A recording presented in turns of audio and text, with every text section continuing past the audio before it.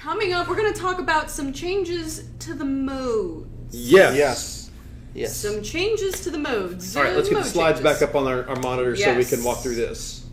Yeah, so we are working through some stuff. So we've changed up some modes here. Talk to us about mode improvements. So everything got touched. All the modes, incursion and face-off, got some tweaks. There's not a lot to there. We changed the way, I think, a little bit of the way the sentry targeting happened on incursion, and then face-off, I think, is we actually have a slide on that to talk about those. There are a few quality of life changes there.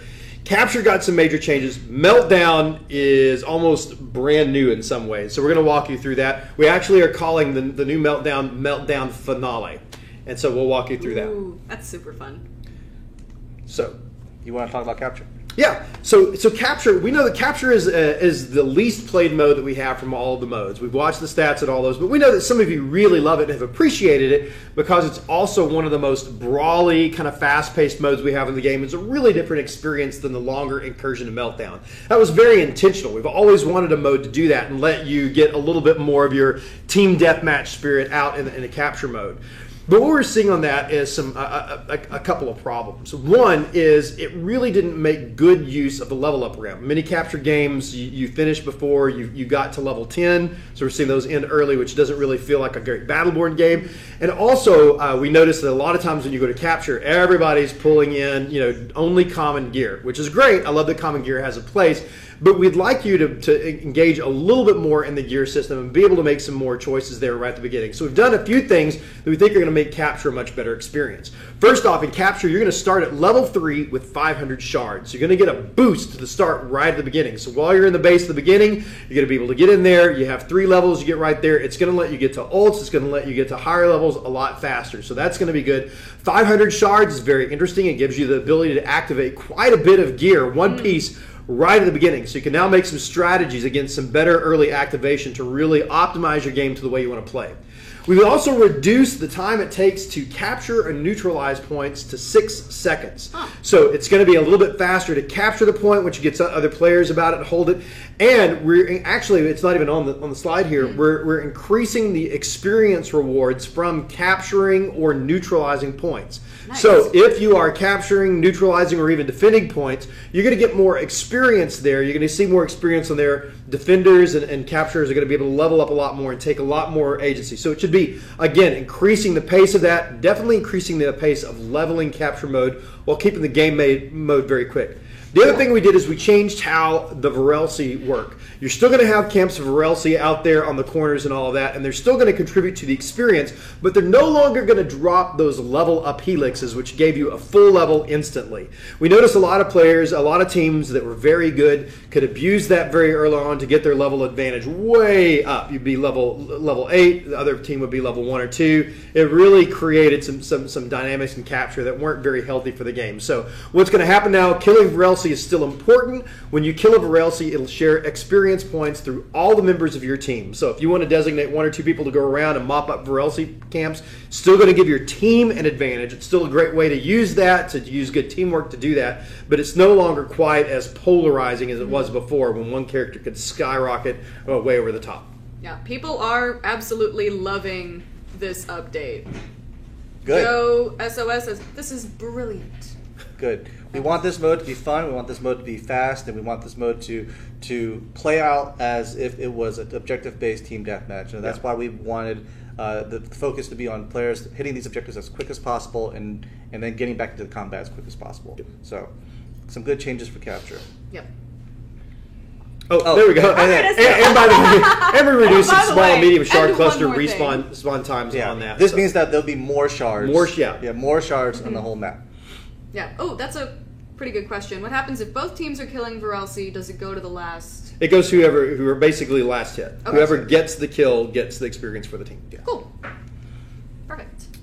And next we have the Meltdown Finale. Ah, the Meltdown Finale. Would you like to go over that first, or would you like to show it to him first? I'll talk about the reasoning for the change. Okay, good. With Meltdown, we love Meltdown. We think it's one of our great team versus team modes.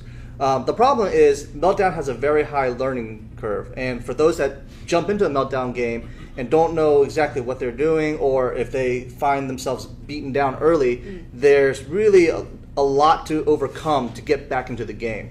And we realized that, and in turn, if a team would play the objective correctly by trying to defend their grinders, they end up increasing the length of the game and creating longer base games than we would like. So we wanted to address all those things with the changes to Meltdown. The core of the game is still the same. You want to escort minions to the enemy's grinder. Right. But what we wanted to do is make sure that you weren't ever out of the game, no matter what. Even if the time was about to expire, you were always still in the game. And we wanted to make sure that you could impact the victory condition without just being a minion AoE killer escorting player. You can impact it through other means. The supports could be, or shard gatherers or supporters could do other things to kind of impact the victory scenario. So we made some changes, and I'll kind of run through it as we kind of play the video. Cool.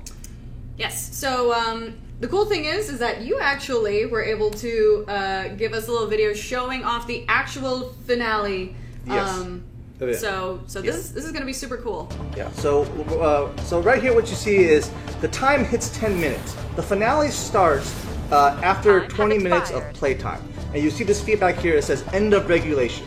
The team with more points, as the opposing team in this case, basically is the leader at this point, or the advantage team. So as you can see, they have the advantage. What this means is that all minions on the field are all now dead. The advantage team gets 2 ultra minions that spawn at their back spawn. They're like super minions. They're like Yeah. super minions, yeah. And the enemy team, my team that's watching this, can see these giant 2 skulls and their allies coming from their spawn. My goal as a team that's not in the advantage team is to kill these ultra minions before they reach my grinder. If I'm successful and I kill this ultra minion, then we have delayed the victory condition. As you can see here, I did do that, and now we are at sudden death. When the losing team kills this ultra minion, the losing team now has the ability to spawn their own, and this happens naturally, and they go against each other.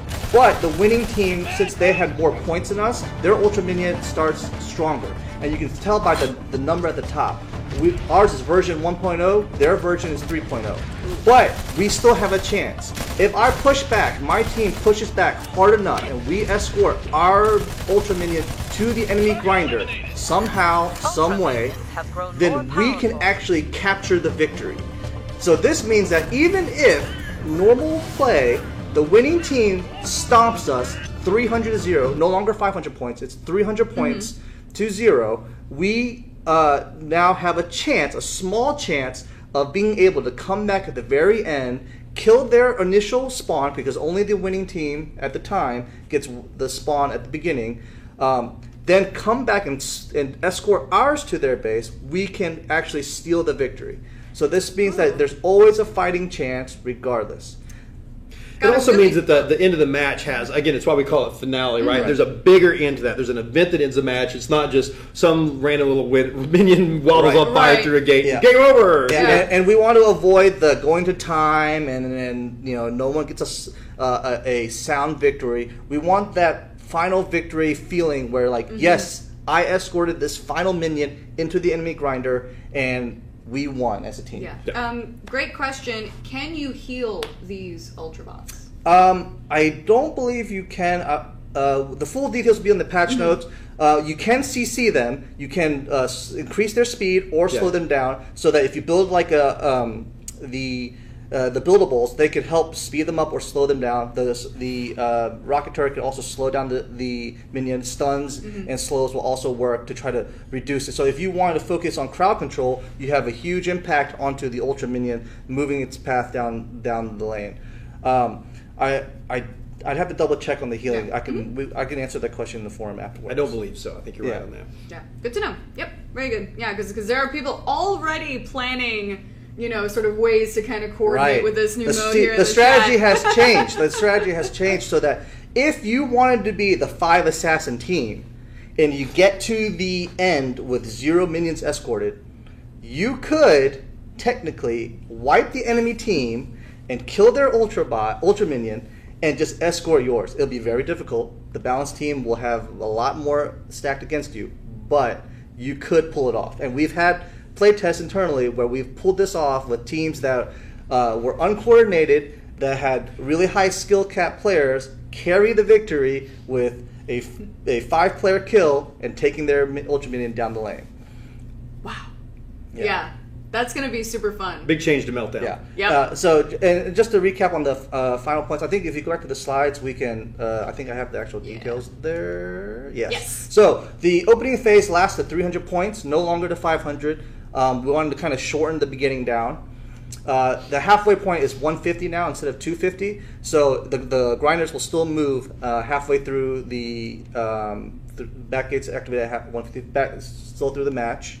The 20-minute timer decreased from 30. That means that at 20 minutes, no matter what happens, you're going to the finale. You're going to the finale. Okay. Yeah, we want to ensure a victory. Every time an Ultra Minion spawns, it gets stronger. If you go into the finale with a large minion advantage, so to say, my 300 to 0. My team has 300. Randy's team has 0. My Ultra Minion. That's totally how it would be. That would be how it's happening. Our Ultra Minion will be at least 3 or 4 levels stronger, and this is tunable. So we'll be watching the data and we'll be adjusting these live. So it can all be adjusted live on a weekly basis. So you don't have to worry if you guys feel like it's overpowered or not. We'll definitely be watching for your feedback.